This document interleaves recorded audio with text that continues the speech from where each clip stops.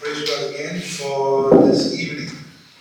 மீண்டுமாக இந்த மாலை வேளைக்காக நாம் கர்த்தரை ஸ்தோத்திரிப்போம்.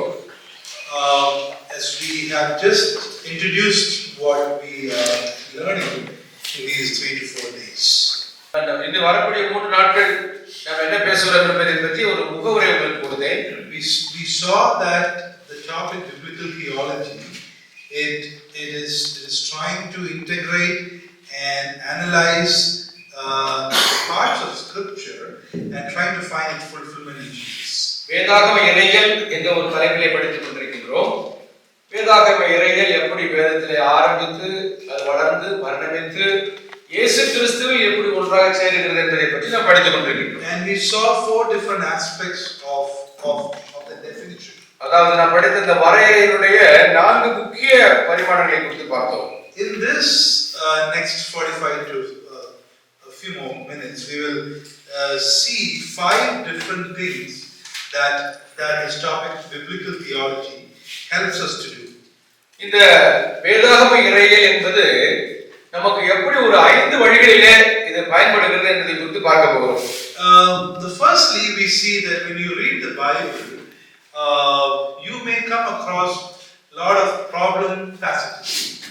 நீங்கள் வேதத்தை படிக்கும் பொழுது சில பிரச்சனைக்குரிய வேத பாகங்கள் அங்கே இருக்கும். Because most of the time we can say that the whole Bible is God's word to me. அநேக சமயத்தில் நாம் சொல்கிறோம் இந்த வேதாகமம் முழுவதுமே எனக்கு உரியது என்று சொல்கிறோம். But how can we know what God is saying to me in any given passage? கொடுக்கப்பட்ட எந்த பகுதியிலிருந்தும் கர்த்தர் என்னோடு கூட எப்படி பேசுகிறார் என்பது எனக்கு எப்படி தெரியும்? God has spoken so many things in like centuries before. அநேக நூற்றாண்டுகளுக்கு முன்பதாக கர்த்தர் பல காரியங்களை பேசியிருக்கிறார். And so many things in the Bible are from ancient Israel. அங்கே பழைய இஸ்ரவேலுக்கு ஆண்டவர் பல காரியங்களை சொல்லியிருக்கிறார். And from the ancient Near Eastern culture. அங்கே அந்த நியர் ஈஸ்டர்ன் கல்ச்சர் அதாவது கலாச்சாரம் அந்த இஸ்ரேலை சுற்றியுள்ள நாடுகளில் உள்ள கலாச்சாரத்தை குறித்து ஆண்டவர் பேசியிருக்கிறார். So how does things that have been said so many centuries back in a very ancient culture have anything to do with my personal existence? பல நூற்றாண்டுகளுக்கு முன்பதாக ஏதோ ஒரு தூரமான இடத்திலே நடந்த ஒரு சம்பவம் என்னுடைய வாழ்க்கையில அது எப்படி ஏதோ ஒரு பெரிய மாற்றத்தை ஏற்படுத்தும். So the first thing we will see today in this hour is we will see that biblical theology gives us the means to deal with problematic passages in the Bible by relating them to that one big message of the Bible. அதாவது நமக்கு சில வேத பகுதிகளை படிக்கும் பொழுது நமக்கு அதை புரிந்து கொள்வதிலே கடினத்தன்மை இருக்குது. ஆக இந்த பிப்ளிக்கல் தியாலஜி அல்லது வேதாகம இறையியல் என்பது எப்படி நமக்கு உதவுகிறது என்றால் வேதாகமம் ஒட்டுமொத்தமாக ஒரே சம்பவத்தை ஒரே காரியத்தை பேசுகிறது என்று நாம் புரிந்து கொண்டால் நமக்கு பிரச்சனை தரக்கூடிய அந்த பகுதியை நம்மால் எளிதில் புரிந்து கொள்ள முடியும். So for the next few minutes we will look at some of the problematic verses that can pose confusion for us, that can pose problems for us. நமக்கு குழப்பத்தையும் பிரச்சனை தரக்கூடிய சில வேத பகுதிகளை பார்க்க போகிறோம். The first one is the command in Exodus 20 verse 8. Remember the Sabbath day to keep it holy. யாத்திராகமம் 20வது அதிகாரம் verse 8. 8வது வசனத்திலே ஓய்வு நாளை பரிசுத்தமாய் ஆசரிக்க நினைப்பாயாக என்று சொல்லப்பட்டிருக்கிறது. Now when we look at that commandment, we see for the ancient Israel, they understood what it meant. அன்றைக்கு இருந்த பழைய இஸ்ரவேலர்கள் அந்த ஓய்வு நாளை பரிசுத்தமாக ஆசரிப்பது என்றால் என்ன என்பதை அவர்கள் அறிந்திருக்கிறார்கள். They knew why the commandment was given. அந்த கட்டளை ஏன் கொடுக்கப்பட்டிருக்கிறது. And they knew that they had no dispute about which day would that Sabbath day would be for them. அவர்களுக்கு இந்த ஓய்வு நாள் என்பது என்று அவர்களுக்கு தெரிந்திருந்தது. Now if you talk to a Seventh Day Adventist and ask him which is the Sabbath day for you, he would say it's Saturday. ஒரு 7ஆம் நாள் ஓய்வு நாளை அனுசரிப்பவரை குறித்து பார்க்கும் பொழுது அவர் சனிக்கிழமை ஓய்வு நாள் என்று சொல்லுவார். But when you talk to an Anglican brother or a sister, when you ask that person when is your Sabbath day, that person will say that Sunday is my Sabbath. இந்த சிஎஸ்ஏ போன்ற சபையை சார்ந்தவர்கள் எனக்கு ஞாயிற்றுக்கிழமை அது ஓய்வு நாள் என்று சொல்வார்கள். So in the Christian world today there are a lot of confusions about when that Sabbath day should be. இந்த ஓய்வு நாள் என்று என்பதிலே கிறிஸ்தவ வட்டாரத்தில் சில குழப்பங்கள் இருக்கின்றன. What is the significance of the Sabbath? இந்த ஓய்வு நாளினுடைய முக்கியத்துவம் என்ன? Should we keep it? Should we not keep it? நாம் அதை அனுசரிக்க வேண்டுமா அனுசரிக்க கூடாதா? But for the ancient Israel, on the surface, they knew. They had the plain understanding of what Sabbath meant. அங்கே ஓய்வு என்றால் என்ன என்பதை அவர் அறிந்திருந்தார்கள். And so there was no dispute for them. அதிலே அவர்களுக்கு எந்த விதமான குழப்பமும் இல்லை. But for us today, we see there are different views about it. ஆனால் இந்த சமயத்திலே அநேகருக்கு இதிலே பலவிதமான காட்சிகள் இருக்கின்றன. The other verse I want to talk about is Exodus chapter 23 verse 19.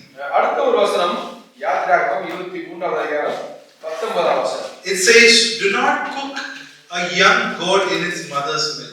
வெள்ளாட்டுக்குட்டியை அது தாயின் பாலிலே சமைக்க வேண்டாம் என்று சொல்லியிருக்கிறது. Now there was a reason why God gave that commandment back in the day. அந்த நாட்களிலே ஆண்டவர் இந்த கற்பனை ஏன் கொடுத்தார் என்பதற்கு காரணம் இருக்குது. But the question remains, what does it have to do with us today? இந்த கற்பனை நமக்கு இந்த நாளிலே இதை எப்படி நாம் கடைபிடிக்க வேண்டும்? And so when you look at that commandment, do not cook a young goat in its mother's milk, we will obviously think, okay, that's not applicable to us. We don't have to think about it. It's for the ancient Israel. நாம் இதை பார்க்கும் பொழுது இது நமக்கல்ல, இது தூரமான இஸ்ரவேல் இருக்கிறது நினைத்துக் கொள்வோம். But we need to make sense of why it was said. ஏன் இது சொல்லப்பட்டது என்பதை குறித்து நாம் கரிசனையுள்ளவர்களாக இருக்க வேண்டும். And we need to know whether it has any personal application for us today. நமக்கு இதை செய்வதற்கு ஏதாவது நாம் என்ன செய்ய வேண்டும் இதை குறித்து. So hence when we look at the commandments, the Old Testament Mosaic law, we need to look at it from the lens of biblical theology. அதாவது பழைய ஏற்பாட்டில் உள்ள சிறப்பான இந்த பகுதியை படிக்கும் பொழுது இந்த biblical theology என்ற இந்த வேதாகம இறையியல் கண்ணோட்டத்திலே இதை பார்க்க வேண்டும். Because we see that when we think about it through the biblical theological lens, it will help us to know in what epoch, in what covenant was those commandments given.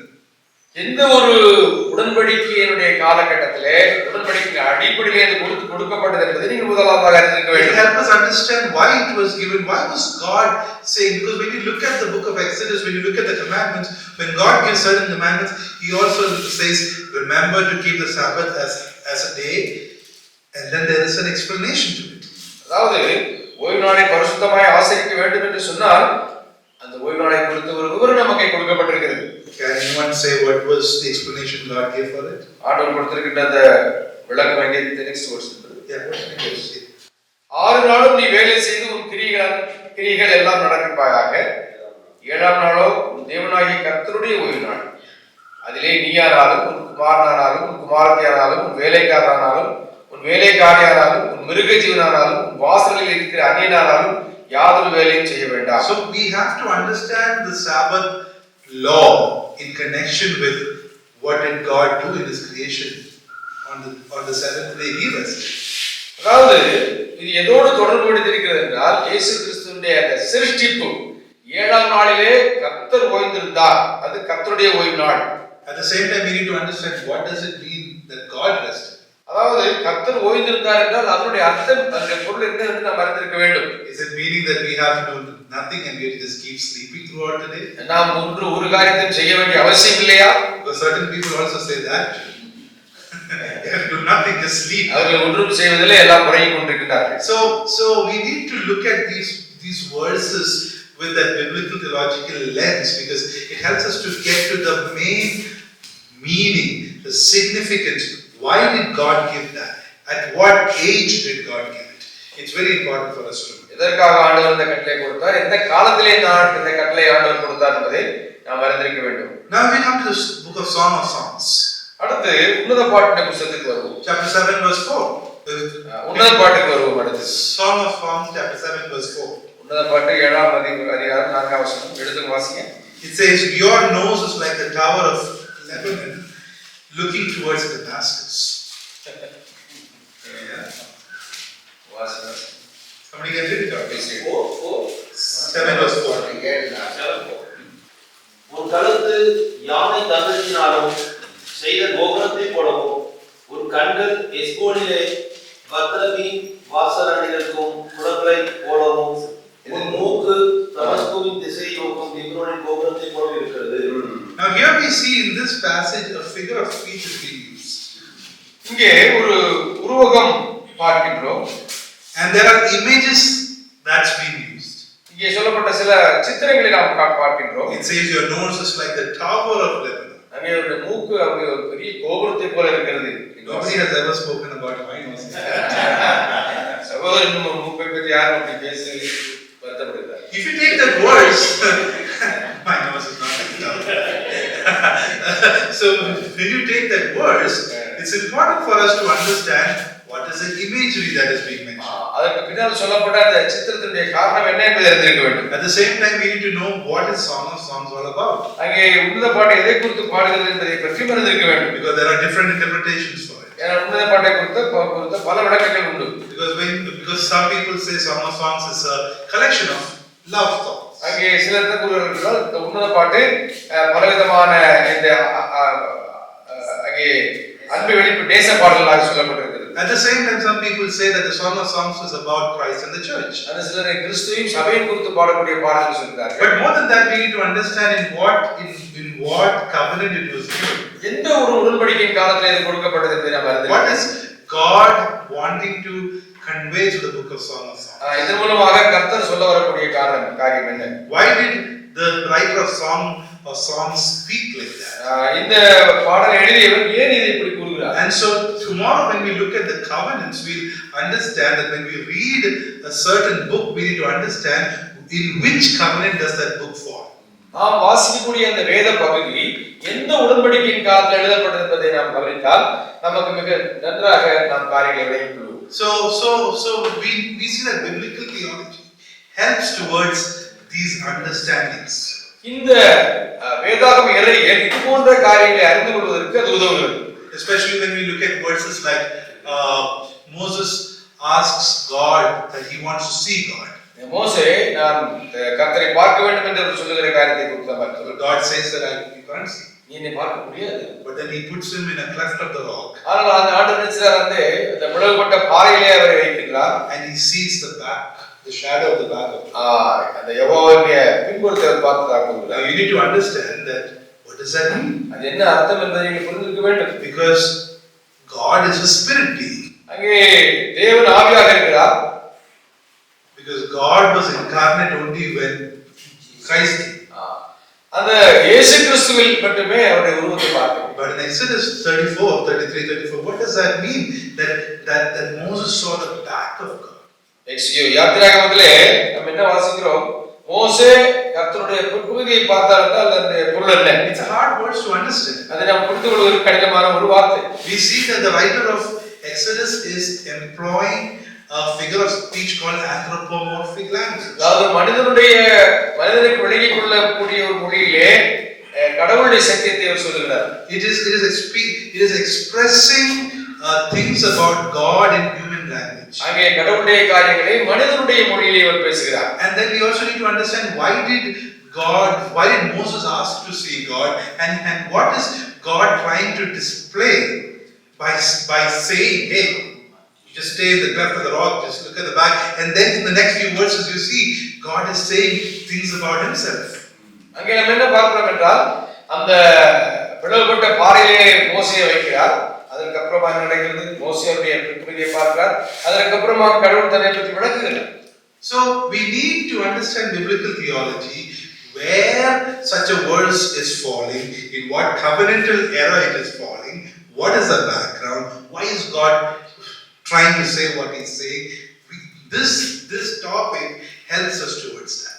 Okay, இது நம்முடைய இது போன்ற எந்த இடத்திலே இந்த கடினமான வார்த்தைகள் இருக்கின்றன, எந்த உடன்படிக்கை காலத்திலே அந்த வசனங்கள் இருக்கின்றன என்பதை நாம் கருத்தில் கொள்ள வேண்டும். Now if we come to Proverbs chapter 30 and 15. நீதிமொழிகள் 30வது அதிகாரம் 50வது வசனத்திற்கு வருவோம் என்றால் 15வது வசனத்துக்கு வருவோம் என்றால் எடுத்து வாசிங்க ப்ளீஸ். It says என்கின்ற இரண்டு குமாரத்திகள் அட்டை உண்டு, நிறுத்தடையாத மூன்று உண்டு, போதும் என்று சொல்லாத நான்கு உண்டு. So do you see that the leech has two daughters, give they cry. தாத்தா என்கிற இரண்டு குமாரத்திகள் அட்டைக்கு உண்டு. Now that's a problem words. இது என்ன சொல்லுகிறது என்பதை புரிந்து கொள்வதற்கு சற்று கடினமாக இருக்கிறது. What does does that mean? அதோட அர்த்தம் என்ன? Now, such a verse will have a range of meanings. அந்த வார்த்தை ஒரு பலவிதமான அர்த்தங்களை கொண்டதாக இருக்கும். But there is no clear context. அங்கே ஒரு சூழல் Because Proverbs doesn't have a clear context. அங்கே நீதிமொழிகளை பொறுத்தவரை அதனுடைய சரியான சூழல் என்பது நமக்கு தெரியாது. Because it is a collection of wise sayings. ஏனென்றால் அது ஞானிகளுடைய வார்த்தைகளுடைய ஒரு களஞ்சியம். But when we look at Proverbs from the lens of biblical theology, நீங்கள் இந்த வேதாகம இறையியல் கண்ணோட்டத்தில் நீதிமொழிகளை பார்க்கும் பொழுது we see that this is a wisdom saying. இது ஒரு ஞான வார்த்தை. It falls in the context, it can fall in the context of the whole chapter. அங்கே அந்த முழு அதிகாரத்திற்கும் இடையிலே அது இருந்திருக்கலாம். And we see there's a lot of wisdom being given in Proverbs. அங்கே நீதிமொழியிலே பல ஞானம் கொடுக்கப்படுகிறது. But then when we see that biblical theology is pointing everything to Jesus, we see Jesus is the true wisdom of God. இதன் மூலமாக நாம் அறிந்து கொள்ளக்கூடிய காரியம் என்னவென்றால் இந்த எல்லா ஞானமுமே கடைசியிலே இயேசு கிறிஸ்துவை நமக்கு காட்டுகிறது. அவர்தான் மெய்யான ஞானம். Because we see in the book of 1 Corinthians chapter 1, Jesus is called the wisdom of God. 1 கொரிந்தியர் 1ஆம் அதிகாரத்திலே இயேசுவை குறித்து பார்க்கும் பொழுது அவரை குறித்து பார்க்கும் பொழுது the wisdom of God. தேவ ஞானம் என்று சொல்லப்பட்டது. And so we need to read the book of Proverbs with that lens. ஆகவே நீங்கள் வேதாகமத்தை படிக்கும் பொழுது நீதிமொழிகளை படிக்கும் பொழுது இந்த கண்ணோட்டத்திலே படிக்க But வேண்டும். if you don't read it through the lens of biblical theology and its fulfillment in Jesus, we will not understand what each of the proverbs will be. இந்த வேதாகம இறையியல் என்ற கண்ணோட்டத்திலே நீங்கள் பார்த்தால் இந்த ஞானம் என்பது இறுதி ஞானமாகிய இயேசுவை காட்டுகிறது என்பதை நீங்கள் புரிந்து கொள்ள முடியும். At the same time, let's look at a verse from Joshua. Joshua chapter 10 and verse 13. Joshua Chapter 10 and verse 13. Yeah, 1-3. 13ஆம் வசனம். அப்பொழுது ஜனங்கள் தங்கள் சத்துருக்களுடைய நீதியை சரிக்கட்ட மட்டும் சூரியன் தரித்தது, சந்திரனும் நின்றது. இது யாசேரின் புஸ்தகத்தில் எழுதியிருக்கிறதையா? அப்படியே சூரியன் அஸ்தமிக்க தீர்க்காமல் ஏறக்குறைய ஒரு பக்கம் முழுவதும் நடுவானத்தில் இருந்தது. Yeah, here is a verse where there is a moral problem now. It's a moral problem. It's a problem that is hard to believe. இங்கே இது நமக்கு புரிந்து கொள்வதற்கு அல்லது நம்புவதற்கு கடினமான ஒரு சிறிய பகுதி. How can we even imagine about the sun stopping? அங்கே சூரியன் எப்படி இருக்க முடியும்? Stopping in the middle of the sky. அங்கே நடு வானத்தில் இருக்கிறது என்றால் என்ன அர்த்தம்? And it's delayed going down about a full day. கிட்டத்தட்ட ஒரு முழு நாள் முழுவதுமாக அது கீழே போவதிலே அதற்கு நேரம் எடுக்கிறது. It's hard to believe. அது நம்புவதற்கு கடினமாக இருக்கிறது. But when we take that verse and understand the context of Joshua, யோசுவாவுடைய சூழலை நாம் சரியாக புரிந்து கொண்டால், and when we see where Joshua fits in the story, இந்த கதையிலே இந்த சரித்திரத்திலே யோசுவா எங்கே வருகிறார் என்பதை புரிந்து கொண்டால், especially Joshua is a book where the conquest is happening. அங்கே யோசுவாவை குறித்து படிக்கும் பொழுது வெற்றியினுடைய ஒரு புத்தகமாக இருக்கிறது. அவர் வெற்றி பெற்றுக் கொண்டே செல்கிறார். It's a book where we see the fulfillment of the promise that God made. அங்கே ஆண்டவர் ஏற்படுத்தின அந்த உடன்படிக்கையை நிறைவேற்றுகிறார். So when we look at this verse from that context, we will not be fixated on what is happening there, but we will get the greater picture what God is trying to tell over there. It is God fulfilling His promise of the Israelites conquering the promised land. இஸ்ரவேல் மக்கள் அந்த கானான் தேசத்தை சுதந்தரிப்பார்கள் என்ற அந்த வாக்குறுதியை ஆண்டவர் நிறைவேற்றுகிறார் என்பதை இந்த வசனத்தின் மூலமாக நாம் புரிந்து கொள்ள முடியும். There's another verse that we can look at is Exodus chapter 10 verse 20. யாத்திராகமம் 10வது அதிகாரம் 20வது வசனம். Yeah. It says, but the Lord hardened Pharaoh's heart and he would not let the Israelites go. அங்கே கர்த்தரோ பார்வோனின் இருதயத்தை கடினப்படுத்தினார், அவன் இஸ்ரவேல் புத்திரரை போக விடவில்லை. Now there are verses in Exodus which says that Pharaoh hardened his heart. அங்கே பார்வோ தன்னுடைய இதயத்தை கடினப்படுத்துவதாக சொல்வதற்கு வசனங்கள் உண்டு. Many times it's said.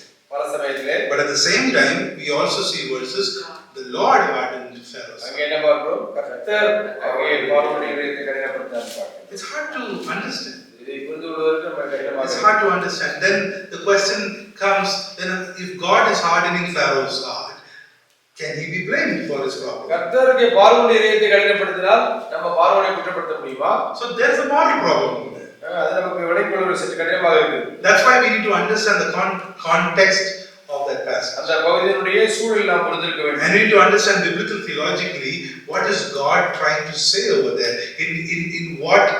At what stage is that happening? இது எப்பொழுது நடைபெறுகிறது? அதன் மூலமாக கர்த்தர் என்ன சொல்ல விரும்புகிறார்? And so we see there that Pharaoh continues to harden his heart.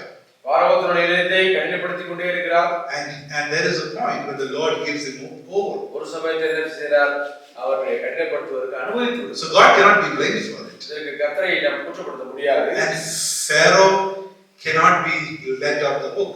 He is accountable for his sinfulness. பார்வோன் தன்னுடைய பாவத்திற்கு அவர் கணக்கு கொடுக்க வேண்டும். கடினப்படுத்துகிறார் என்றால் அதற்கு அவர்தான் பொறுப்பு. Because these are verses that people used to blame God. அதாவது இந்த வசனத்தை எடுத்துக்கொண்டு கர்த்தரை சிலர் என்ன செய்கிறார்கள்? குற்றப்படுத்துகிறார்கள். Now there's another verse in Joshua chapter 10 verse 40. We read over there, Joshua chapter 10 verse 40. யோசுவா 10:40 அதிகாரம். There we see that God is commanding. He totally destroyed all who breathed, just as the Lord, the God of Israel, had commanded. அங்கே இஸ்ரவேல் தேவன் சொன்னபடி அங்கே எல்லோரும் கொலை செய்யப்படுகிறார். And at the same time in Psalm 137 we see over there, O daughter of Babylon, doomed to destruction, happy is he who repays you for what you have done to us, he who seizes your infants and dashes them against the rocks. The question comes, how can God even kill infants? 137 சங்கீதத்தை படிக்கும் பொழுது அங்கே பார்க்கிறோம், உன்னுடைய குழந்தைகளை பாறையின் மேல் மோதி அடிக்கிறவன் பாக்கியவான் என்ற வசனம் சொல்லுகிறது. ஒரு சிறு குழந்தைகளை மோதி அடிப்பதிலே கடவுளுக்கு என்ன சுகம் என்ற ஒரு கேள்வி நமக்கு வருகிறது. How can God command for a complete nation to be destroyed? ஒரு தேசம் முழுவதுமாக அழிந்து போவதிலே கடவுளுக்கு என்ன சுகம்? And that's why so many people say the God of the Old Testament is a cruel God, but the God of the New Testament is a kind and loving. அதனால்தான் அநேகர் சொல்கிறார்கள், பழைய ஏற்பாட்டிலே உள்ள கடவுள் அங்கே கொடுமையானவர், புதிய ஏற்பாட்டிலே உள்ள கடவுள் அன்பு நிறைந்தவர். Now if you take these verses in isolation, that's the conclusion you will make. நீங்கள் இந்த வசனங்களை தனித்தனியாக எடுத்து படித்தால் அப்படித்தான் நீங்கள் சொல்வீர்கள். But when you think about it biblical theologically, with context in mind, in what covenant it was said, what was God trying to do, we will understand that there is a greater picture to it. நீங்கள் இந்த வசனத்தை படிக்கும் பொழுது, இந்த வேதாகம இறையியல் கண்ணோட்டத்திலே படிக்கும் பொழுது, அந்த சூழலை அறிந்து படிக்கும் பொழுது, ஒரு பெரிய அந்த சித்திரத்தின் அடிப்படையில் படிக்கும் பொழுது, கர்த்தர் எந்த உடன்படிக்கையின் காலத்தில் நடந்தது என்பதை கணக்கில் கொள்ளும்போது அதனுடைய சரியான அர்த்தத்தை நீங்கள் புரிந்து கொள்வீர்கள். Because if you really understand the Old Testament, we will know that the God of the Bible is not just a loving God, he is also a holy God. நீங்கள் நன்றாக அறிந்திருக்க வேண்டும், நாம் ஆராதிக்கிற தேவன் அன்பு நிறைந்தவர் மட்டுமல்ல, ஒரு பரிசுத்தமுள்ள தேவன். He is a holy God. He cannot tolerate sin. அவர் பாவத்தை பொறுத்து கொண்டிருக்க முடியாது. He cannot keep sin go on forever. அவர் எந்த நாளும் பாவம் தொடர்ந்து அங்கே பெருகிக்கொண்டே போவதை அனுமதிக்க முடியாது. That's why you need to read from Genesis onwards. அதனால்தான் நீங்கள் ஆதியாகமத்திலிருந்து படிக்க வேண்டும் என்று கூறுகிறோம். God blessed Adam and Eve. ஆண்டவர் ஆதாமையும் ஏவாளையும் ஆசீர்வதித்தார். Gave them everything. அவர்கள் எல்லாவற்றையும் கொடுத்தார். Put them in the garden of Eden. அங்கே ஏதேன் தோட்டத்திலே அவர் வைத்தார். Told them you can eat from all the trees. எல்லா மரத்தின் கனியையும் புசிக்கலாம் என்று சொன்னார். Except for one tree. ஒரே ஒரு மரத்திலே புசிக்க கூடாது. Except for one tree. ஒரு மரத்திலிருந்து புசிக்க கூடாது என்று The சொன்னார். day you eat of that fruit you will die. அந்த மரத்தின் கனியை புசிக்கிற நாளிலே நீ சாகவே சாவாய் என்று கூறினார். But what happened? என்ன நடந்தது? They went for that fruit. அவர்கள் அந்த கனியை புசித்தார்கள். They didn't want to obey God. They wanted rather God to serve them. அங்கே தேவனுக்கு கீழ்ப்படிய விரும்பவில்லை, கர்த்தர் அவர்களுக்கு ஊழியம் செய்ய வேண்டும் என்று விரும்பினார். But what happens? என்ன நடந்தது? The consequence. அதனுடைய விளைவு என்ன ஆனது? We see the consequence, and even today we are bearing the consequence of that sin. இந்த நாளிலும் கூட அந்த பாவத்தின் விளைவை நாம் பொறுத்துக் கொண்டிருக்கிறோம். And God took them out of the Garden of Eden. He cursed them. அவர்கள் ஆண்டவர் அவர்களை ஏதேன் தோட்டத்திலிருந்து புறம்பே தள்ளி அவர்களை சபித்தார். And we see in the midst of all those curses, God still cares for them and gives them the hope of a redeemer. இப்படி இருந்தாலும் இதற்கு இடையிலே அவர்களுக்கு ஒரு நம்பிக்கையை கொடுத்து ஒரு மீட்பரை வாக்குறுதி செய்கிறார். That is the history of God throughout the Bible. வேதம் முழுவதுமாக நாம் இதை பார்க்கிறோம். We need to see God both as holy as well as loving. நாம் கர்த்தரை குறித்து பார்க்கும் பொழுது அவர் பரிசுத்தமானவர், அதே சமயத்தில் அன்புள்ளவர் என்பதை அறிந்திருக்க வேண்டும். You cannot take one and exalt. You can't take one and exalt it and keep the other low. கர்த்தருடைய பண்புகளில் ஒரு பண்பை உயர்த்தி மறு பண்பை தாழ்த்த முடியாது. Because we will misunderstand God. நாம் தேவனை சரியாக புரிந்து கொள்ள முடியாது. And that's why biblical theology is very important. ஆகையால் தான் வேதாகம இறையியல் என்பது மிக முக்கியமானது. It helps us to have a correct view of God. கர்த்தரை குறித்த சரியான பார்வையை நமக்கு கற்றுக் It கொடுக்கிறது. helps us to understand how God works according to His character. ஆண்டவர் தன்னுடைய குணாதிசயத்திற்கு ஒத்தவண்ணமாக எப்படி செயல்படுகிறார் என்பதை அறிந்து He is holy, so He cannot tolerate sin. He will punish sin. அவர் பரிசுத்தமுள்ளவர், ஆகவே அவர் பாவத்தை பொறுத்துக் கொண்டிருக்க முடியாது, பாவத்தை தண்டிப்பார். At the same time, He is loving, and He will make a way for you. He will care for those who believe in Him by faith. அவர் அன்புள்ளவராக இருக்கிறதாலே உங்களுக்கு ஒரு வழியை அவர் ஏற்படுத்தி So we தருகிறார். cannot blame God. தேவனை நாம் குற்றப்படுத்த There are முடியாது. so many people today who blame God. அநேகர் என்ன செய்கிறார்கள்? கர்த்தரை குற்றப்படுத்துகிறார்கள். God is like that. God is cruel. How did God even? How can God do that? கர்த்தர் இதை எனக்கு எப்படி செய்ய முடியும், எப்படி செய்யலாம் என்று கேள்வி கேட்கிறார்கள். God is not just loving, but He is also holy. அவர் அன்புள்ளவர் மட்டுமல்ல, அவர் பரிசுத்தமுள்ளவர். And that's why the gospel is important for us to listen. அதனால தான் அந்த சுவிசேஷத்தை நமக்கு கேட்பதற்கு நாம் எச்சரிக்கையாக இருக்க வேண்டும். Because we are all sinful people. நாம் எல்லோருமே பாவம் செய்யக்கூடிய We மக்களாக are இருக்கிறோம். all sinful not because we committed any sins, we are sinful by nature. ஏனென்றால் நாம் பாவம் செய்வதனால் பாவிகள் அல்ல, நம்ம இயல்பாகவே பாவ சுபாவம் உடையவர்களாக இருக்கிறோம். Every person who came from Adam and Eve, which includes all of us, we came into this world with a sin nature. நாம் எல்லோருமே பாவ சுபாவம் உடையவர்களாக பிறந்திருக்கிறோம். And that's why God should destroy us. He should condemn us. That's what He should be doing to us. அங்கே அதனால தான் ஆண்டவர் என்ன செய்கிறார்? பாவத்தை தண்டிக்கிறார். அதற்காக தான் அவர் தண்டனை. Nobody can blame Him for doing that. அப்படி அவர் பாவத்தை தண்டிப்பதில் யாருக்கும் கேள்வி கொடுக்க முடியாது. But by grace He prepared a way for us. அங்கே ஆண்டவர் நமக்கு கிருபையாக ஒரு வழியை ஆயத்தப்படுத்தி He கொடுத்திருக்கிறார். prepared His own Son to die in our place, where He can receive the wrath of God and we can be saved. நம்முடைய இடத்திலே தன்னுடைய ஒரே பேரான குமாரன் மரிக்கும்படியாக அவர் So hence, brothers and sisters, when you preach the gospel, don't just preach about God's love, preach about repentance. நீங்கள் கர்த்தருடைய அன்பை பற்றி மட்டுமல்ல, மனம் திரும்புவதை பற்றி நீங்கள் பிரசங்கிக்க வேண்டும். That's how the apostles preached. அப்படித்தான் அப்போஸ்தலர்கள் பிரசங்கம் செய்தார்கள். That's how Paul preached. அப்படித்தான் பவுல் பிரசங்கம் செய்தார். That's how Peter preached on the day of Pentecost. Repent for the kingdom of God. நீங்கள் மனம் திரும்புங்கள் என்று ஒவ்வொருவரும் பிரசங்கம் செய்தார்கள். மனம் திரும்புங்கள், பரவராட்டம் சமீபத்தில். We have to be careful with how we present the gospel. நாம் சுவிசேஷத்தை எப்படி நாம் மற்றவர்களுக்கு பகிர்ந்தளிக்கிறோம் என்பதை நம்ம கேள்வி கேட்கிறோம். God is loving, He is also holy. தேவன் அன்பாக இருக்கிறார், அவர் பரிசுத்தமுள்ளவராக இருக்கிறார். That is how biblical theology helps us to make sense of these passages. இது போன்ற பகுதிகள் கடினமான பகுதிகளை புரிந்து கொள்ள வேண்டும் என்றால் Now the second thing, வேதாகம இறையியலை நீங்கள் சரியாக புரிந்திருக்க வேண்டும். so that's the first thing. That's the first thing. Biblical theology gives us a means of dealing with problematic passages by relating them to the greater picture of the Bible. கடினமான பகுதிகளை புரிந்து கொள்வதிலே இந்த இறையியல் வேதாகமம் நமக்கு உதவுகிறது. So don't வேதத்தினுடைய முழு சித்திரத்தையும் அதை புரிந்து கொண்டு அதோடு கூட இந்த கடினமான பகுதியை தொடர்படுத்தி பார்ப்பதனாலே அது நமக்கு இலகுவாகிறது. So don't read any passage in isolation. ஒவ்வொரு பகுதியும் தனித்தனியாக நீங்கள் படிப்பது அது வேற ஆபத்தை விளைவிக்கும். That's what we do when we read the Bible in a hurry. நாம் வேகமாக வேதத்தை படிக்கும் பொழுது இதுதான் சம்பவிக்கிறது. We take one verse, ஒரு வசனத்தை எடுக்கிறோம், we give a meaning to it, அதற்கு ஒரு அர்த்தத்தை கொடுக்கின்றோம், and we think that is the meaning. அதுதான் அர்த்தம் நினைத்துக் கொள்கிறோம். But sadly, we are so far from the real meaning. ஆனால் உண்மையிலே விட்டு தூரமாக நாம் இருக்கின்றோம். Read the Bible with biblical theology in your minds and with context in mind. That's when you really understand the beauty of God. ஆகவே வேதத்தை படிக்கும் பொழுது அந்த வசனம் எந்த சூழலிலே எழுதப்பட்டது, இந்த வேதாகம இறையியலுடைய பின்னணி என்ன என்பதெல்லாம் புரிந்து கொண்டு நீங்கள் அந்த பகுதியை படிக்க வேண்டும். Now, secondly, we see that biblical theology will enable to relate any Bible story to the whole message of the Bible, and therefore for ourselves. வேதத்திலே உள்ள எந்த ஒரு வேதாகம சரித்திரமும் அந்த முழு சித்திரத்தோடு தொடர்புபடுத்தி அதற்கு அடுத்தபடியாக அந்த பகுதியை நம்முடைய வாழ்க்கைக்கு பயன்படுத்துவது எப்படி என்பதை அறிந்து கொள்வதற்கும் இந்த வேதாகம இறையியல் பயன்படுகிறது. Now here's the thing. We all love stories. நாம் கதைகளை கேட்பதில் நமக்கு மிகுந்த ஆசை உண்டு. Especially small children. We encourage children to say stories, right?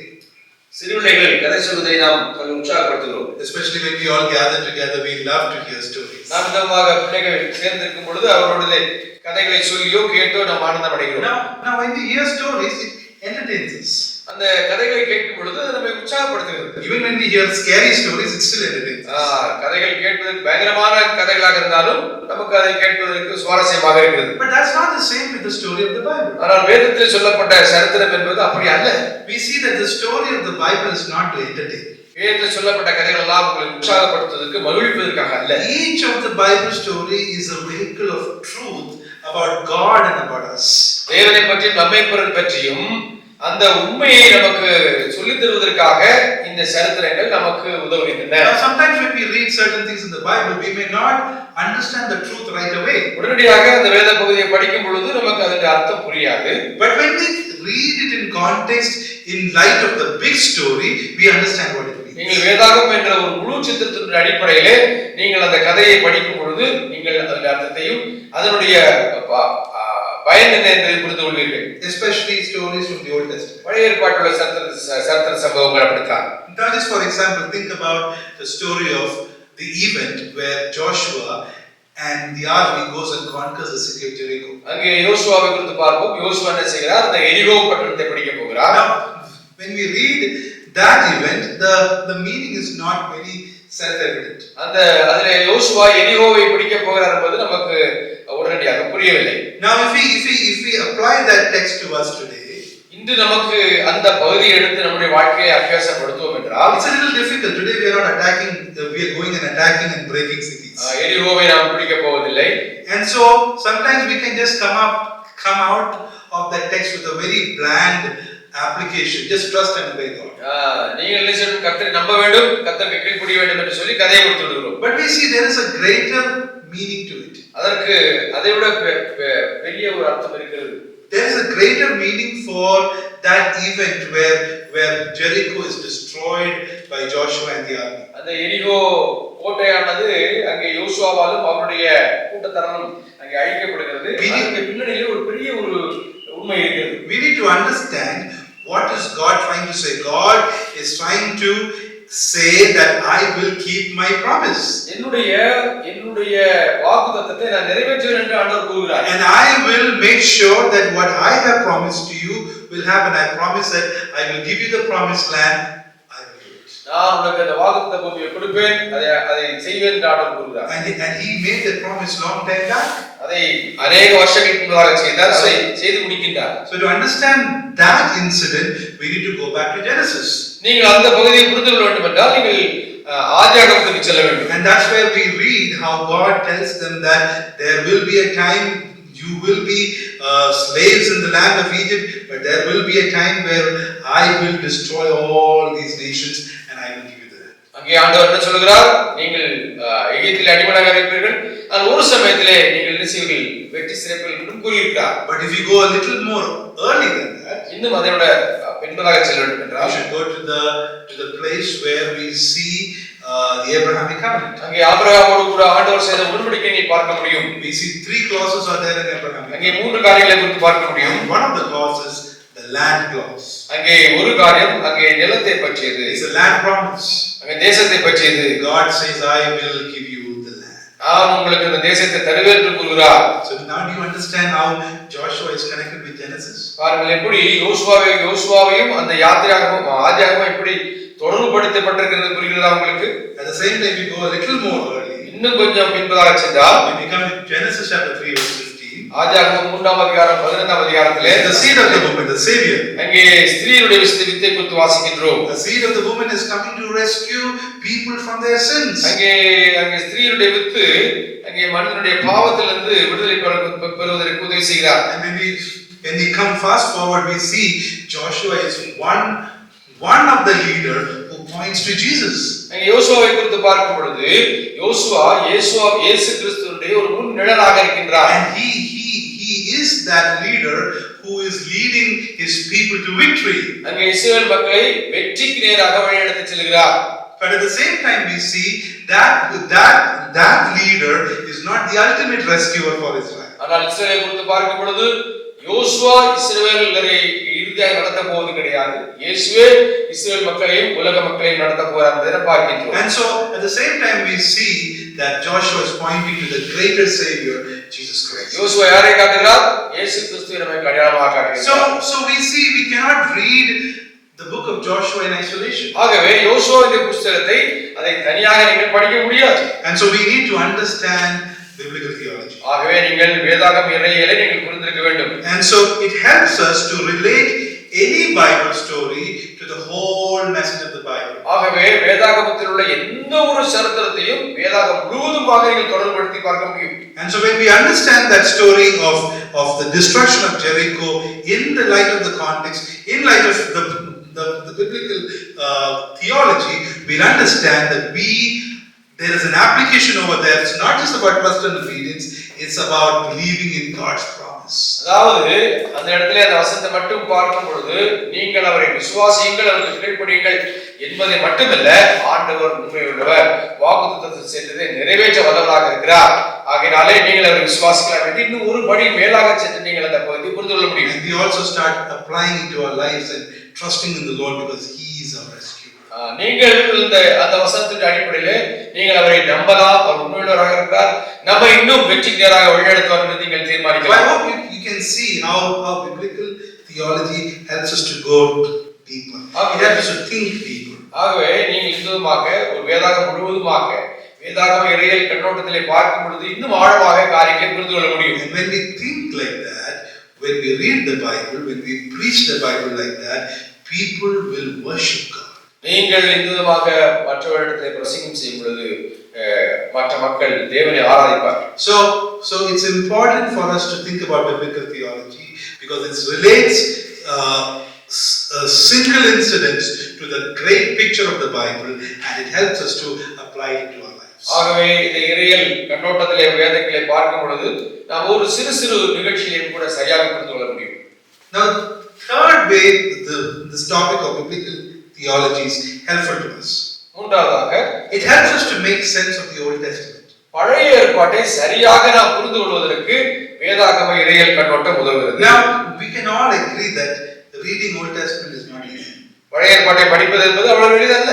Because it is it's a pre-Christian literature. அதை பார்க்கும் பொழுது கிறிஸ்துவுக்கு முன்பதாக உள்ள ஒரு பழைய இலக்கிய தொகுப்பு. Because nowhere in the Old Testament we see the distinctives of Christian life or faith. அங்கே நாம் புதிய ஏற்பாட்டிலே கிறிஸ்தவ விசுவாசம் இது போன்ற காரியங்களை தெளிவாக பார்க்கிறோம். பழைய ஏற்பாட்டிலே அப்படி பார்க்க முடிவதில்லை. Because the people of Israel were not Christians. ஏனென்றால் இஸ்ரவேல் மக்களை குறித்து பார்க்கும் பொழுது அவர்கள் கிறிஸ்துவை ஏற்றுக்கொண்டுள்ளார்கள் அன்று.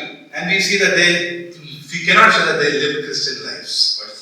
They did not live Christian lives. அவர் ஒரு கிறிஸ்தவ வாழ்க்கை வாழ்ந்தார் என்று சொல்ல முடியாது. It's something we see in the New Testament. அதை புதிய ஏற்பாட்டில் தெளிவாக பார்க்கின்றோம். At the same time in the Old Testament there are a lot of directives. ஆனால் பழைய ஏற்பாட்டிலே பல வழிநடத்துகள் நமக்கு இருக்கின்றன. Which we as Christians do not observe today. நாம் இன்று அதை பின்பற்றுவது இல்லை. And we see that for example the ritual law of Israel. இஸ்ரவேலிலே பலவிதமான சடங்காச்சாரங்கள் இருக்கின்றன. Which no longer applies today. இந்த சடங்காச்சாரங்கள் எல்லாம் இன்று நமக்கு பொருந்தாது.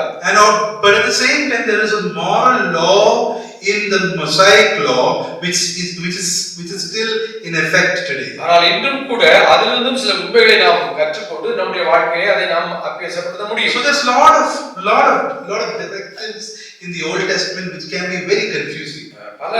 பல காரியங்கள் பழைய ஏற்பாட்டிலே சொல்லப்பட்ட ஒழுங்குமுறைகள் நமக்கு குழப்பத்தை உண்டு பண்ணக்கூடும். At the same time when we come to the prophetic books in the Old Testament, பழைய ஏற்பாட்டிலே தீர்க்கதரிசன புத்தகத்துக்கு வருகிறோம் என்றால் we see the prophetic books talk about the saving work of God. அங்கே தேவன் மக்களை ரட்சிப்பார் என்பதை குறித்து பழைய ஏற்பாடு கூறுகிறது. தீர்க்கதரிசன புத்தகங்கள். With the prophets constantly coming and telling Israel, if you don't obey, if you don't keep the commandments, you will be taken into exile. நீங்கள் நிச்சயமாக தேவனுக்கு கீழ்ப்படியாவிட்டால் நீங்கள் சிறைபிடிக்கப்பட்டு செல்வீர்கள் என்ற ஒரு எச்சரிப்பு இருக்கிறது பழைய ஏற்பாட்டிலே. But after a few years the Lord says, I will bring you back. நான் உங்களை திரும்பமாக கொண்டு வருவேன் என்று கூறுகிறார். But when in the prophetical books when the prophets are talking about the saving work of God, there is no mention of the saving work of Jesus. அங்கே இயேசு கிறிஸ்துவினுடைய ரட்சிப்பை குறித்து நாம் அதிகமாக பார்க்கிறோம். So the saving work is more about the national destiny of Israel. அங்கே இஸ்ரவேலுடைய ஒரு தேசம் எங்கே செல்கிறது என்பதை பற்றி இருக்கிறது. And the kingdom of God is centered on the temple of God. அங்கே தேவனுடைய ராஜ்யம் என்பது தேவாலயத்தை மையமாக கொண்டதாக இருக்கிறது. That's why when they came back they rebuilt the temple. அதனால தான் அவர்கள் மீண்டுமாக தேவாலயத்தை கட்டினார்கள். And all the people were gathered again together. எல்லா மக்களும் மீண்டுமாக ஒன்று சேர்ந்தார்கள். So we see that there is no saving work of Christ mentioned in any of the prophetical books. அங்கே இயேசு கிறிஸ்து நம்மை ரட்சிக்க போகிறார் என்பதை மிக தெளிவாக நாம் விளங்கிக் கொள்ள முடியவில்லை இங்கே பழைய ஏற்பாட்டிலே. At the same time, if Old Testament is the preparation for the New Testament, அதே சமயத்திலே பழைய ஏற்பாடு புதிய ஏற்பாட்டிற்கு ஒரு ஆயத்தமாக இருக்கிறது. the question is, why is the religion of the Old Testament so different than our religion today? ஆகவே ஒரு கேள்வி நமக்கு வருகிறது, பழைய ஏற்பாட்டில் உள்ள சடங்காச்சாரங்களுக்கும் புதிய ஏற்பாட்டில் முறைகளுக்கும் ஏன் வேறுபாடு இருக்கிறது? They had a very Jewish, the Israelite religion. இஸ்ரவேல் என்ற ஒரு அங்கே மதம் இருக்கிறது. But the New Testament religion is a Christian religion. புதிய ஏற்பாட்டில் கிறிஸ்தவ மதத்தை பார்த்து There's a big difference. பெரிய வேறுபாடு இருக்கிறது. And so because of all of these reasons, people find Old Testament very difficult. ஆகையால் தான் அநேகர் பழைய ஏற்பாட்டை புரிந்து கொள்வதே கஷ்டம் அவருக்கு இருக்கிறது. That's why in many churches they don't preach anymore from the Old Testament. பழைய ஏற்பாட்டிலிருந்து அநேகர் பிரசங்கம் செய்வது கிடையாது. When was the last time you heard any preaching from the prophetical books? பழைய ஏற்பாட்டிலே உள்ள அந்த தீர்க்கதரிசன புத்தகத்திலிருந்து எங்கே எப்பொழுது பிரசங்கத்தை கேட்டீர்கள்? The brothers who preach over here, when you think about what to preach, does Old Testament come to your mind first? என்பதை பற்றி பேசும் பொழுது நீங்கள் பழைய ஏற்பாட்டிலிருந்து பேசுகிறீர்களா? And also when we come to a personal reading, we find it difficult to go to the Old Testament. பழைய ஏற்பாட்டை படிப்பதில் தனியாக படிப்பது சிரமம் இருக்கத்தான் செய்கிறது. That's why Psalms and Proverbs are the most number of books that we read. So அதிகமாக படிக்கக்கூடிய புத்தகம் நீதிமொழிகள் மற்றும் சங்கீதமாக இருக்கிறது. So it's sad to know that a big section of the Bible, which is so foundational, has been removed from people's lives. மனிதனுடைய வாழ்க்கையிலே, விசுவாசிகளுடைய வாழ்க்கையிலே அங்கே இருந்து மாறி இருக்கக்கூடிய புத்தகங்கள் பெரும்பகுதியாகவே இருக்கின்றன. But yet there is something that makes us to go back to the Old Testament. பழைய ஏற்பாடு நாம் செல்ல வேண்டும் என்ற காரியங்களும் இருக்கின்றன. That is because when we read the New Testament calls Old Testament as scripture. புதிய ஏற்பாடுகளை வாசிக்கும் பொழுது புதிய ஏற்பாடு பழைய ஏற்பாட்டை வேதாகமம் என்று குறிப்பிடுகிறது. Is there any words that comes to your mind? உங்களுக்கு வரக்கூடிய வசனம் எந்த வசனம் ஞாபகத்துக்கு வருகிறது? Any words that says that the Old Testament is scripture? பழைய ஏற்பாடை வேதம் என்று சொல்லக்கூடிய? Yes. Yeah, we see that in 2 Timothy 3 verse 16. All scripture is God-breathed. எல்லா வேத வசனங்களும் தேவ ஆவியானவரால் ஏவப்பட்டதுன்னு சொல்லப்பட்டிருக்கிறது. அது பழைய ஏற்பாட்டை குறிக்கிறது. Can someone read that verse? வாசிக்க முடியுமா? Is it 1st or 2 Timothy? வேத வாக்கியங்கள் எல்லாம் 2 Timothy. Yes. தேவ ஆவியினால் அருளப்பட்டிருக்கிறது. தேவனுடைய மனுஷன் தெரிந்தவனாகவும் எந்த நற்கிரியையும் செய்ய தகுதி உள்ளவனாகவும் இருக்கும்படியாக அவைகள் உபதேசத்திற்கும் கடிந்து கொள்ளுதலுக்கும் சீர்திருத்தலுக்கும் நீதியை படிப்பித்தலுக்கும் பிரயோஜனம் உள்ளவைகளாய் இருக்கிறது. Yes, for instruction, what's the list given there? Teaching, reproof, correction, training. Yes, for teaching, rebuke, correction, and Training. yes. உபதேசம் கடிந்து கொள்ளுதல் சீர்திருத்தல் நீதியை படிப்பித்தல். Now all scripture over there, until then, the whole canon was not complete. The whole scripture was not complete. அது வரைக்கும் நம்ம என்ன பார்க்கிறோம் என்றால் அது சரியாக பழைய ஏற்பாட்டை குறிப்பிடுகிறது. புதிய ஏற்பாடு இன்னும் நிறைவேறவில்லை. Certain books of the New Testament were there, but the whole of the Old Testament was ready. புதிய வேதாகமம் பழைய ஏற்பாடு முழுவதும் ஒன்றாக இருக்கிறது. And so all scripture over there points to the literature including the Old Testament. வேதாகமம் என்று சொல்லும் பொழுது பழைய ஏற்பாடை உள்ளடக்கிய ஒரு பகுதி. At the same time, when Jesus started his public ministry, he took the scriptures and he expounded it. அங்கே இயேசு கிறிஸ்து வேதாகமம் என்று சொல்லும் பொழுது பழைய ஏற்பாட்டை பகுதியில் எடுத்து அவர் என்ன செய்கிறார்? விளக்குகிறார். At the same time, he said all these scriptures are now fulfilled in him. என்னிலே இந்த வேத வசனங்கள் எல்லாம் நிறைவேறிற்று என்று கூறுகிறார். So, should we ignore the Old Testament? ஆகையாலே பழைய ஏற்பாட்டை நீங்கள் விளக்க முடியுமா? We saw so many differences.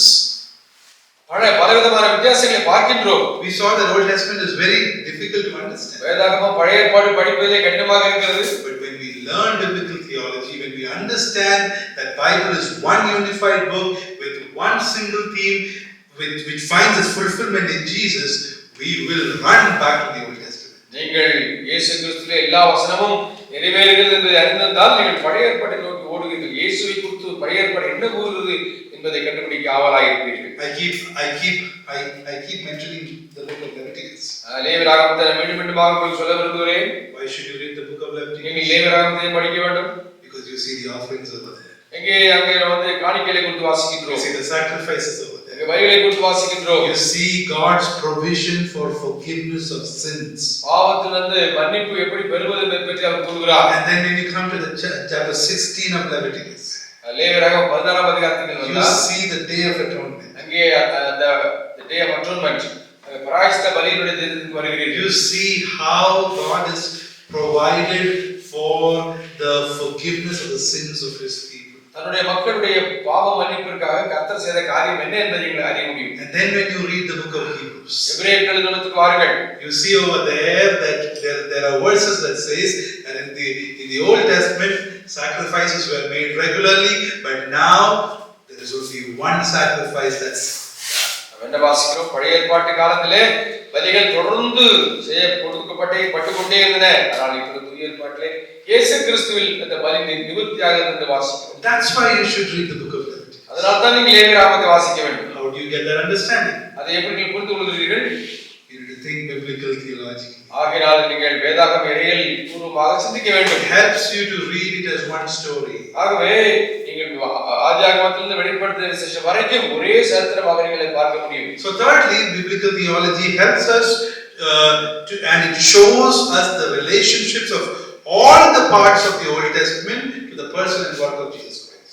பழைய ஏற்பாட்டில் உள்ள எல்லா வேத பகுதிகளும் கர்த்தராகிய இயேசு கிறிஸ்து மற்றும் அவருடைய கிரியைகளை நமக்கு காட்டுகிறது. And therefore we can find applications for our lives. ஆகையால் தான் நம்முடைய வாழ்க்கைக்கும் அதனுடைய நாம் என்ன செய்ய வேண்டும் என்பதை புரிந்து கொள்ள முடியும். Now the fourth thing, நான்காவதாக we see that biblical theology helps us to map out the unity of the Bible by looking at its whole message. மீண்டுமாக நாம் சொல்லுகிறது என்னவென்றால் வேதாகம் முழுவதும் ஒன்றாக இருக்கிறது. ஆதியாகமம் முதல் வெளிப்படுத்தின விசேஷம் வரைக்கும் ஒரே புத்தகமாக இருக்கிறது என்பதை பார்ப்பதற்கு வேதாகம இறையியல் நமக்கு உதவுகிறது. If you come to Kotagiri, நீங்கள் கோத்தகிரிக்கு வந்தால், if you come through the highway, நீங்கள் அந்த ஹைவேயாக வரும்பொழுது you will see certain places. சில இடங்களை பார்ப்பீர்கள். If you come to Highfield, ஹைஃபீல்டுக்கு வரும்பொழுது you will only see Highfield. ஹைஃபீல்டு மட்டும் பார்ப்பீர்கள். You will not see Ramchandra. அங்கே வேற இடத்தை பார்க்க முடியாது. You will not see other places. மற்ற இடங்களை பார்க்க முடியாது. You will only see certain buildings, the trees over here, cars parked, certain people. சில இடங்கள் கார் பார்க் அந்த பார்க் போட்ட இடங்களை மட்டும் பார்க்க முடியும். That is called the view we get on ground. பூமியில நாம் பார்க்கக்கூடிய அந்த ஒரு படம். But when we have a bird's view, அதாவது ஒரு பறவை பார்க்கக்கூடிய ஒரு பார்வை நமக்கு இருந்தால், you will see how this location is in relation to other locations. இந்த இடம் மற்ற இடங்களோடு கூட தொடர்பில் எப்படி இருக்கிறது என்பதை பார்க்க முடியும். மேலாக சென்று பார்த்தால், if you are here in Highfield, you only get to see Highfield. ஹைஃபீல்ட்ல இருக்கும் பொழுது இதை மட்டுமே நீ பார்ப்பீர்கள். That's why when you fly in an airplane, பறக்கும் பொழுது you look from above, you see the landscape. அங்கே நீங்க அந்த லேண்ட்ஸ்கேப் எப்படி இருக்கிறது பார்க்க முடியும். You see green areas, அங்கே பசுமையான இடங்களை பார்க்க முடியும். mountains, சில மலைகளை பார்க்க முடியும். then you see some rivers. அங்கே ஆறுகளை பார்க்க முடியும். After some time you will see big oceans. அங்கே கடல்களை பார்க்க முடியும். What does that help you to see? அது நீங்கள் பார்ப்பது என்ன பார்ப்பது? You get to see how everything is related. எல்லாம் ஒன்றோடு ஒன்று எப்படி தொடர்பு படுத்தப்பட்டிருக்கிறது என்பதை புரிந்து கொள்வீர்கள். Because in a bird's view, the mountains are there with the plains. அங்கே நீங்கள் பார்க்கும் பொழுது நீங்கள் அந்த ஒரு பறவையின் கண்ணோட்டத்திலே பூமியை பார்க்கிறீர்கள். And that's why during wars, these armies and spy agencies would go in airplane and have that bird's view to understand what is happening in the enemy territory. பக்கத்திலே உள்ள நாட்டிலே என்ன நடைபெறுகிறது என்று விவரமாக சென்று தான் பார்க்க முடியும். பார்த்து அதை புரிந்து கொள்ள முடியும். That's exactly what a map does. அதைத்தான் ஒரு படம் நமக்கு உதவுகிறது. If you take the map of India, you will see the map of India. இந்தியாவின் மேப்பை பார்க்கும் பொழுது இந்தியாவுல காரியங்கள் எல்லாம் அங்கே குறிப்பிடப்பட்டிருக்கும். All the different states of India. இந்தியாவுடைய எல்லா ஸ்டேட்களும் அங்கே இருக்கும். If you take the map of Tamil Nadu, you see Tamil Nadu. தமிழ்நாட்டுடைய மேப் பார்க்கும் பொழுது தமிழ்நாட்டுடைய காரியங்களை பார்ப்பீர்கள். In a whole sense. முழுவதுமாக பார்ப்பீர்கள். But if you take the map of the whole world, you will see what's out there in the world. உலகம் map முழுவதுமாக பார்க்கும் பொழுது இன்னும் வித்தியாசமான படமாக இருக்கும். And so a bird's eye view is very important. அதனாலே பறவை கண்ணோட்டம் என்பது மிக முக்கியமானது. Bird's view is important because it helps us to relate each things to each other. நீங்கள் இங்கே மேலே இருந்து கீழே பார்க்கும் பொழுது கீழே உள்ள பூமியில் உள்ள காரியங்கள் எப்படி ஒன்றோடு ஒன்று தொடர்பு கொண்டிருக்கின்றன என்பதை புரிந்து கொள்வதற்கு That's exactly what biblical theology does. அதுதான் நமக்கு வேதாகம இறையியல் செய்கிறது. It gives you a bird's view of the Bible. வேதத்தினுடைய பறவை கண்ணோட்டத்தை உங்களுக்கு கொடுக்கின்றது. It gives you a view of the Old Testament narratives. பழைய ஏற்பாட்டில் உள்ள சொல்லப்பட்ட அந்த சரித்திர சம்பவங்கள் எல்லாம் அப்படித்தான் நமக்கு விளக்க முடியும். It gives you a view of the prophetical books. அங்கே தீர்க்கதரிசிகள் என்ன கூறுகிறார்கள்?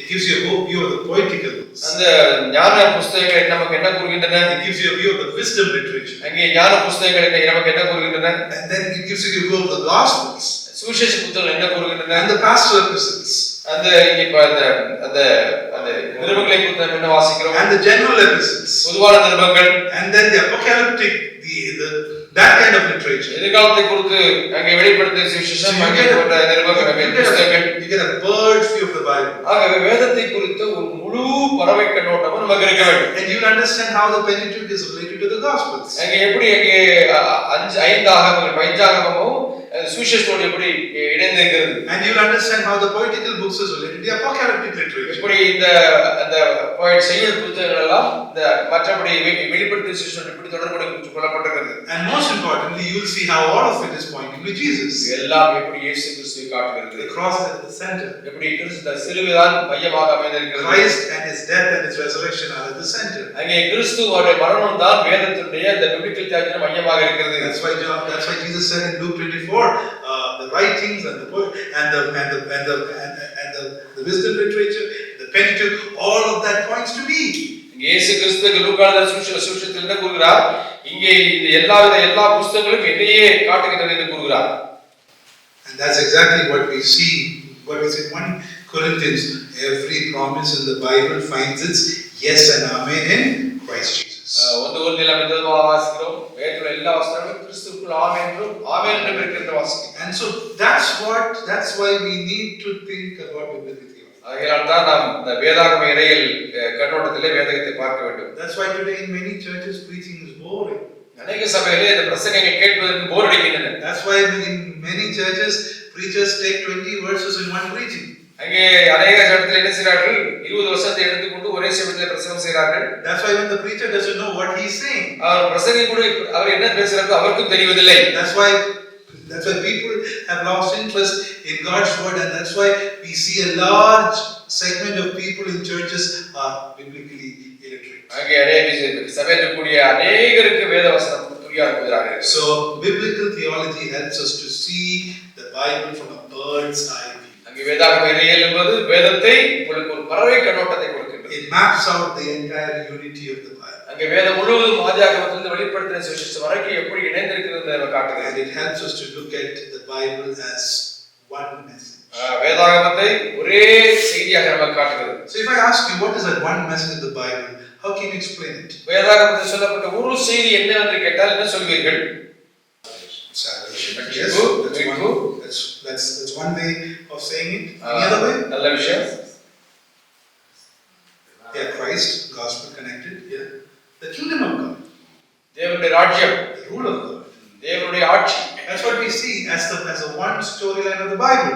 அதுதான் வேதாகமம் முழுவதுமாக பார்க்கக்கூடிய ஒரு செய்தி. God establishing His kingdom in this world. இந்த உலகத்திலே தேவன் தன்னுடைய ராஜ்யத்தை நிறைவேற்றுகிறார். Or in other words, God restoring a people or reconciling a people to Himself who trust and obey Him through His Son Jesus. கர்த்தராகிய இயேசு கிறிஸ்துவின் மூலமாக ஒரு பெரிய கூட்டத்தை தேவன் தமக்கென்று தெரிந்து கொள்கிறார். That's why it's important to remember the seed of the woman. ஆகையால் அந்த ஸ்திரீயுடைய வித்து என்ன என்பதை புரிந்து கொள்ள வேண்டும். That's why seed of the woman, that promise is given in the beginning. அதனால தான் அந்த ஸ்திரீ வித்தை குறித்த ஒரு வாக்குத்தத்தம் முதலாவதாக கொடுக்கப்பட்டிருக்கிறது. Because the rest of the Bible is unfolding that promise. ஆகவே வேதம் முழுவதையும் பார்க்கும் பொழுது அந்த ஒரு வசனத்தை தான் மற்ற வசனங்கள் விளக்குகின்றன. So that's the fourth way the biblical theology helps us. It maps the unity of the Bible as one whole message. வேதாகம இறையியல் என்பது வேதம் முழுவதையும் ஒருமைப்படுத்தி பார்ப்பதற்கு நமக்கு உதவுகிறது. Now the final thing, biblical theology provides the basis for interpretation of God's word. கடைசியாக வேதாகம இறையியல் என்பது வேத வசனத்தை சரியாக நாம் விளங்கிக் கொள்வதற்கு உதவுகிறது. Interpretation of any part of the Bible as God's word. வேதத்தில் உள்ள எந்த ஒரு பகுதியையும் நாம் விளங்கிக் கொள்வதற்கு இந்த வேதாகம இறையியல் உதவுகிறது. Now, the interpretation of the Bible is not a simple matter. நீங்கள் வேதாகமத்தை விளக்குவது என்பது அவ்வளவு எளிதான காரியம் அல்ல. Because you can't say that I'm simply a Bible believer. நான் வேதத்தை விசுவாசிக்கிறேன் என்று சொன்னால் மட்டும் போதாது. Because the question is, how is the Bible applying to us? இந்த வாழ்க்கையிலே வேதாகமம் எப்படி நிறைவேறுகிறது? Because every word that we speak has a meaning. நீங்கள் பேசக்கூடிய ஒவ்வொரு வார்த்தைக்கும் அர்த்தம் இருக்கிறது. And so many words that we say have more than one meaning. ஒரு வார்த்தைக்கு பல அர்த்தங்கள் உண்டு. That's why we say a word can have a double meaning. அதனால தான் சொல்லுகிறோம் ஒரு வசனத்திலே பல அர்த்தங்கள் இருக்கிறது. So that's why we have to understand what a person is saying. ஒரு நபர் என்ன சொல்கிறார் என்பதை நாம் சரியாக புரிந்திருக்க வேண்டும். We are constantly interpreting. நாம் தொடர்ந்து நாம் வேத விளக்கம் செய்கிறோம். We are interpreters. நாம் வேத வியாக்கியானிகள். And at the same time we often fail in understanding each other. ஆனால் அதே சமயத்திலே ஒருவரை ஒருவர் விளங்கிக் கொள்வதிலே நமக்கு பிரச்சனை. That's why a lot of misunderstanding happens in communication. நம்முடைய தகவல் தொடர்பிலே பல பிரச்சனைகள் ஏற்படுகின்றன. Now the words in the Bible are no different.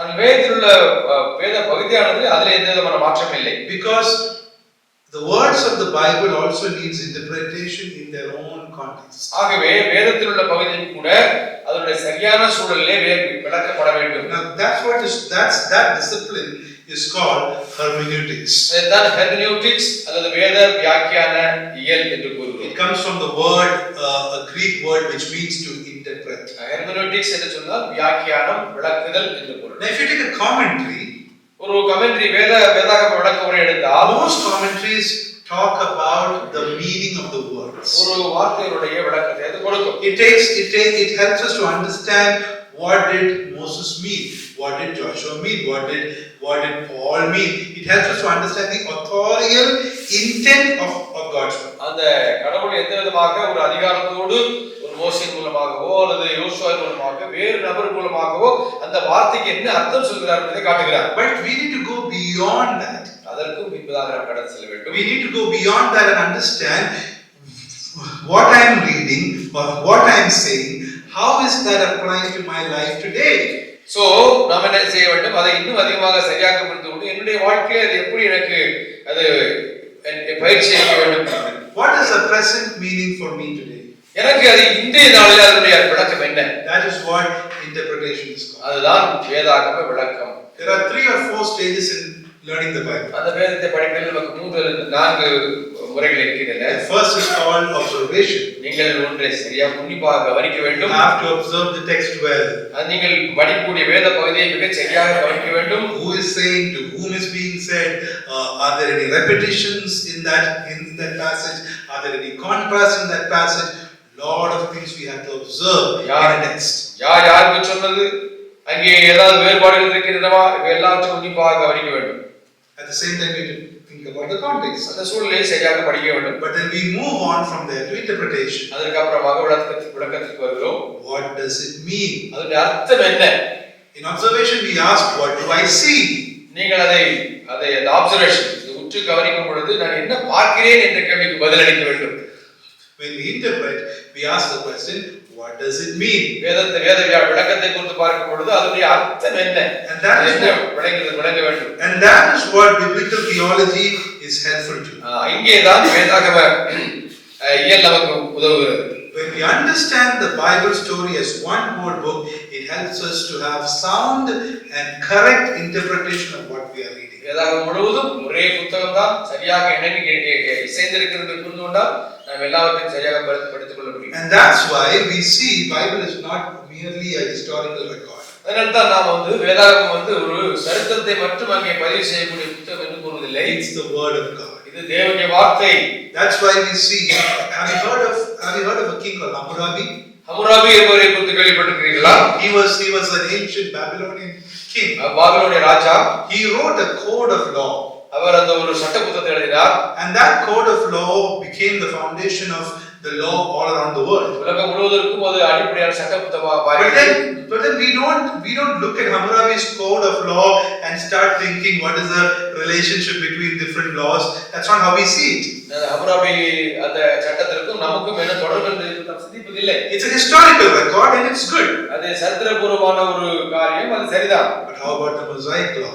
மோசே நமக்கு கொடுத்திருக்க கட்டளை கொடுத்த காரியம் என்ன? Who gave that law? அந்த சட்டத்தை நமக்கு யார் கொடுத்தா? It's not a mere king. அது ஒரு ராஜா மட்டுமல்ல, God gave that. தேவனே அதை கொடுத்தார். And that's why we need to understand what does that law mean? அந்த நியாயப்பிரமாணம் என்ன குறிக்கிறது என்பதை நாம் புரிந்து கொள்ள வேண்டும். And does that law have any application for our life, any present day relevance in our life today? இன்றைக்கு நான் படிக்கக்கூடிய அந்த உபாகமத்திலே படிக்கிற சட்ட காரியம் எனக்கு இன்று பயன்படுகிறதா என்று சிந்திக்க வேண்டும். And that's why Christians today need to ask the question, does the Old Testament have any present day relevance in our life today? ஆகையால் தான் நாம் கேட்க வேண்டிய கேள்வி, பழைய ஏற்பாட்டில் சொல்லப்பட்ட காரியங்கள் எல்லாம் இன்று நமக்கு அதிலே நமக்கு பயன் என்ன என்ற கேள்வியை கேட்க வேண்டும். That's why we need to think about the biblical theology. ஆகவே தான் வேதாகம இறையிலே நாம் குறித்து சிந்திக்க வேண்டும். When we study the covenants, உடன்படிக்கையை பற்றி படிக்கும் when பொழுது we study the different types in the Bible, பழைய ஏற்பாட்டில் சொல்லப்பட்ட பல நிழல்களை பற்றி படிக்கும் when we பொழுது, think about the different promise and its fulfillment, பழைய ஏற்பாட்டில் சொல்லப்பட்ட வாக்குத்தத்தங்கள் மற்றும் நிறைவேறலை குறித்து பார்க்கும் பொழுது, at the same time when we look at the storyline of the Bible, அங்கே வேதாகமத்தினுடைய அந்த ஒரு ஒற்றை அந்த சரித்திர நூலை குறித்து பார்க்கும் பொழுது, it helps us to make sense of God's word and its present day relevance in our lives. அங்கே நமக்கு வேதாகமம் என்ன கூறுகிறது, நமக்கு அதனால என்ன பயன் என்பதை நாம் அறிந்து கொள்கிறோம். So I spoke about observation. நான் உங்களுக்கு எப்படி உற்று கவனிப்பது என்பதை பற்றி கூறினேன். What do I see? நான் என்ன பார்க்கிறேன் இதிலே. And second thing, interpretation. இரண்டாவதாக வியாக்கியானம், விளக்கம் செய்வதன் விளக்கம் என்ன, What does it mean? அதனுடைய அர்த்தம் என்ன. The third stage is application. நம்முடைய வாழ்க்கையில நாம் எப்படி அதை பயிற்றுவிப்பது, How should I respond to it today? இந்த நாளிலே இந்த வேதாகம பகுதிக்கு நான் எவ்வாறு பிரதிபலிக்க வேண்டும். This is what biblical theology aids us to do. இதைத்தான் நாம் செய்வதற்கு வேதாகம இறையியல் நமக்கு உதவுகிறது. It helps us to interpret scripture correctly. வேதாகமத்தை சரியாக நாம் விளக்குவதற்கு வேதாகம இறையியல் நமக்கு உதவுகிறது. If not, we will make wrong conclusions. இல்லாவிட்டால் தவறான ஒரு செய்திக்கு வருவதற்கு சந்தர்ப்பம் உண்டு. Just like we saw, the Old Testament God is a cruel God. So I don't want that God. I want the New Testament. பழைய ஏற்பாட்டிலே சொல்லப்பட்ட தேவன் அவர் கொடுமையானவர், எனக்கு அந்த தேவன் வேண்டாம் என்று நம்ம முடிவுக்கு வருவதற்கு ஏது உண்டு. So we saw fifthly, the biblical theology helps us in interpreting God's word for us. வேதாகமத்தை நம்முடைய வாழ்க்கைக்கு அபியாசப்படுத்துவதற்கு, சரியாக விளக்குவதற்கு வேதாகம இறையியல் உதவுகிறது. So we saw five ways biblical theology helps us to understand the Bible. வேதாகம இறையியல் வேதாகமத்தை புரிந்து கொள்வதற்கு 5 முறைகளிலே நமக்கு உதவுகிறது. Firstly, it helps us to deal with problematic passages by helping us to relate it to the whole message of the Bible. பிரச்சனைக்குரிய பகுதிகளை நாம் சரியாக வேதாகமத்தோடு முழுமையாக ஒப்பிட்டு பார்த்து புரிந்து கொள்வதற்கு உதவுகிறது. And secondly, it relates the different stories of the Bible to the one message of the Bible and to ourselves. பழைய ஏற்பாட்டில் சொல்ல பல பகுதியில் இருக்கக்கூடிய சரித்திரங்கள் எல்லாம் ஒருங்கிணைத்து நம்முடைய வாழ்க்கையை அது எப்படி பயன்படுத்துகிறது என்பதை சொல்வதற்கு உதவுகிறது. And thirdly, it helps us to see the relationships of the Old Testament to the person and work of Jesus Christ and how that applies to us. பழைய ஏற்பாட்டிலே சொல்லப்பட்ட காரியங்கள் எல்லாம் கிறிஸ்துவிலும் கிறிஸ்து செய்த காரியத்திலும் எப்படி நிறைவேறுகிறது, அதன் மூலமாக நம்முடைய வாழ்க்கையில் எப்படி மாற்றம் ஏற்படுத்துவது. And fourthly, it helps us to map the unity of the Bible for us to help us to understand the whole message of the Bible. வேதத்தின் முழு காரியத்தையும் ஒரு பறவை கண்ணோட்டத்திலே பார்ப்பதற்கு வேதாகம இறையியல் உதவுகிறது. Fifthly, it helps us to interpret the Bible in its right form so that we can apply it into our lives today. வேதாகமத்தை சரியான முறையிலே வியாக்கியானம் செய்து அதை நம்முடைய வாழ்க்கையிலே சரியாக அபியாசப்படுத்துவதற்கு இந்த வேதாகம இறையியல் நமக்கு பயன்படுகிறது. So these are 5 uses of biblical theology. வேதாகம இறையியலுடைய 5 முக்கியமான உபயோகங்களை பற்றி உங்களுக்கு சொன்னேன். Is this convincing? உங்களுக்கு நாம் ஏன் வேதாகம இறையியலை படிக்க வேண்டும் என்பதற்கு ஒரு போதுமான ஆதாரங்கள் இருக்கின்றனவா? Do you think we should learn this? இதை நாம் படிக்க வேண்டும் என்று நினைக்கிறீர்களா? Do you think pastors, brothers who preach and teach, do you think it's important for you? அங்கே பிரசங்கமாரும் அங்கே போதகர்களும் இதை பற்றி அறிந்திருக்க வேண்டும் என்று நினைக்கிறீர்களா? We are accountable to understand the Bible rightly. சரியாக வேதத்தை புரிந்து கொள்வதிலே நாம் ஆண்டவருக்கு கணக்கு கொடுக்க வேண்டும். God wants us to rightly divide the word. ஆண்டவர் நாம் வேதாகமத்தை சரியாக பகுத்து போதிக்க வேண்டும் என்று கூறுகிறார். So when we read the word, first of all, we are responsible to read the whole word of God. முதலாவதாக வேதாகம் முழுவதையும் நாம் படிக்க வேண்டும் என்று ஆண்டவர் விரும்புகிறார். Not what we like. நமக்கு எது விரும்புகிறதோ அதை படிப்பதல்ல. Not what suits my taste. என்னுடைய சுவைக்கு ஏற்றதை படிப்பதல்ல. Not what gives me the energy. எனக்கு ஒரு நல்ல ஒரு உற்சாகத்தை கொடுப்பதை படிப்பதல்ல. Brothers and sisters, Bible is not to give us positive energy. அங்கே வேதாகம் நமக்கு இந்த ஒரு பாசிட்டிவ் எனர்ஜி கொடுப்பதற்காக வேதாகம் இல்லை. Sadly today Bible has the preaching of the Bible, the reading of the Bible has become like that for God's people. அநேக மக்களுக்கு வேதாகமம் ஏதோ ஒரு புத்துணர்ச்சி அளிக்கிறது. I want some encouragement, I want some energy, so let me read the Bible. எனக்கு ஒரு உற்சாகம் வர வேண்டும், ஆகவே வேதத்தை படிக்கிறேன். You should run to the Bible first thing in the morning because it is God's word. நீங்கள் வேதாகமத்தை படிக்கிறதுக்கு காரணம் அது கர்த்தருடைய வசனம். Because it is God's word. அது கர்த்தருடைய வசனம். Because the living God has spoken. ஏனென்றால் ஜீவிக்கின்ற தேவன் அவர் பேசியிருக்கிறார். And he has spoken to people like us. நம்மை போன்ற மக்களிடத்திலே நம்முடைய மொழியை ஆண்டவர் பேசியிருக்கிறார்.